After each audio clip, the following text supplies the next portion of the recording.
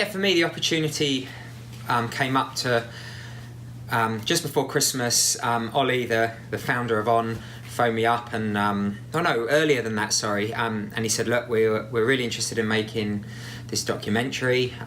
We don't want to obviously invade your privacy, and if we totally understand, but there was a good idea, and we wanted to, kind of ask you, and there's an opportunity to maybe run a Boston Marathon." I was like, wow. I've never run a marathon before, and so it kind of came up then, and I obviously spoke to my wife and said yes pretty quickly. I mean, if there's a marathon I'd love to run, it would be London or Boston, and living in America, obviously it's a lot closer and easier to get to. That's how it transpired. And at the time I still had the halo on, so I didn't particularly know, if I was going to be a 4.5 hour marathon or a 2.5 hour marathon or somewhere in between. I want to win races, but I want to win races and know that the person who came second was amazing, and that was all they had. They didn't punch her, they didn't get, you want to win honestly, and as you said, Lionel, Jan, Sebi, Javier this year, maybe Alistair, who knows, it's a great time. Well, it's a great time for those guys, and hopefully I can get back there in the next 6 months. But competition's healthy. I love it. Yeah, really considered next steps until I broke my neck, because it's kind of like, wow, this could be the time to make next steps. I do coach. I coach 5 athletes. Really enjoy that, and they're not all kind of like superstars or amazing athletes. It's a whole, there's guys that qualify for Kona, guys that get round in 16 hours, 15 hours. I'd always stay in the sport. I mean, I've been a professional since 97. I did my first triathlon in 92. It's a massive part of my life, my family's life. I love it. I've seen it become an Olympic sport. I've seen it become a mainstream sport. I've seen Alistair win double gold, his brother Johnny, Vicky Holland. It's an amazing sport. And I definitely, like to get into the coaching side, maybe even have a small professional squad, a bit like the Brett Sutton of old, where he was more focused on professionals, not just like amateurs. Joel Filiol, I've worked with him before.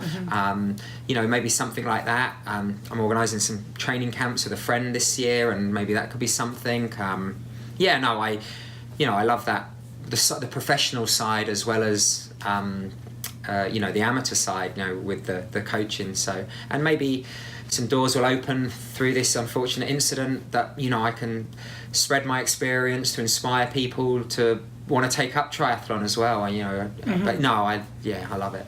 I'd definitely say the first 2 to 3 weeks, it was definitely 1 minute, I'm going to come back and win the race next year, and 1 minute it was like, that's it, I don't want to do another triathlon, I don't want to speak to any, you just, things like that don't happen very often, and the treatment is so severe, and I think you're dealing with not so much the neck pain. My shoulder is really banged up, and my right leg, and just the actual halo. So your emotions are up and down. But I think once I kind of, managed the pain, and it became less, painful. No, I didn't want to end my career going. I want to end my career knowing that was it. That was all I could do. That was all I could give. And from what the doctors had told me when they initially put it on, the reason we recommend the halo is there's a 90% chance of 100% recovery. And to me, 100% recovery is how is as fit as I've ever been. So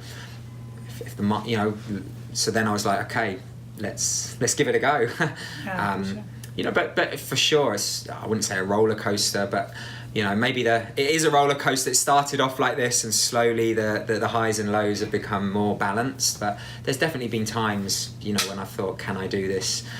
But then on the flip side, yes, triathlon. It's an amazing sport. It's what I do. It's what I've always done. Not much else I really know, fantastically well at the moment. So I kind of, this is I think Boston for me has come at a great time. It's literally, it's been 6 months and a couple of days since it all happened, and I'm definitely seeing the start line of Boston for me is the end of recovery.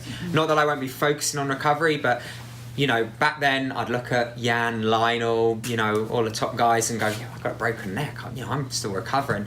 But as soon as that gun goes, then they're not going to care what's happened to me when on the start line. So then I'm going to, you know, really focusing on changing my mindset to, well, if I want to do Kona, I need to do this by this date, this by this date, and it's a process. So yeah, that's what we're going to do. I mean, looking back, in some ways, I'm like, well, it wasn't really exercise. It was 5 minutes at 80 watts on a not even on a turbo trainer, but on an exercise bike.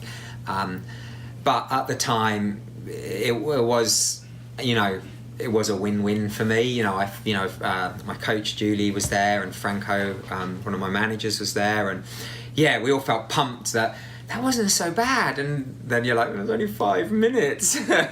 But no, I really like focusing on the process. You know, in every facet of the sport, whether it's preparation in terms of nutrition, training, sponsorship, and for me, that's how I guess I dealt with a lot of the issues, the pain, the frustration, is by going, okay, well, today I'm going to do this. Doesn't matter about yesterday or tomorrow. Tomorrow I'm going to do this, and 6 minutes, then 7 minutes, then go back to 6 minutes, but a little bit harder. And you know, it was a slow process, but there was always momentum going forward. And gosh, everyone at the gym, everyone, the support network have just been, I can't describe the amount of support I've got from near and far that have, in a weird way, inspired me to carry on. You know, people have said, oh, you're an inspiration. It's like, yeah, maybe, but what am I supposed to do? Go to the pub and drink a bottle of Jack? You know, it's like, what? Yeah, you just carry on. Oh, absolutely. I mean, sugar, my kids are everything to Kelly and myself. And, you know, I've got a 3-year-old and a 7-year-old that you can't really understand what you're going through. And if you're a grumpy bug, they're not gonna go, oh, it's okay because daddy's got a broken neck. You know, so you kind of, you have to deal with the situation. So, and I was lucky, my sister flew over from Europe to help out. John, my physio, flew over. Then my mum flew over. Then my wife's parents flew over. I think the first 6 months, we had about 10 days on our own because there was always someone helping out with the kids, helping out with me. I couldn't shower, I couldn't put my socks on, you know. So Kelly, my wife, is like got 3 kids, and one's a moany bugger. That's me. No, that's Hugo.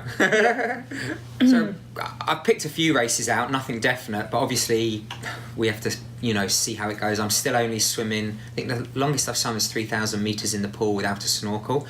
But hopefully Coeur d'Alene 70.3 at the end of June, and then all being well at the end of July, either Zurich Ironman or Hamburg Ironman, and then if I need to, I think 2 weeks after, I think it's Steelhead if I need points. Okay. But if I go to Kona, I want to believe I can be competitive. So, like, don't get me wrong, if I get 6 at Hamburg or Zurich, I get 6. But if I get 6 and I'm 28 minutes behind, which does happen in Ironman, I'm not going to find 28 minutes between the end of July and Kona. So I don't want to make up the numbers. That's not who I am. So maybe I wouldn't do Kona, but we're going to focus on the process and see what happens.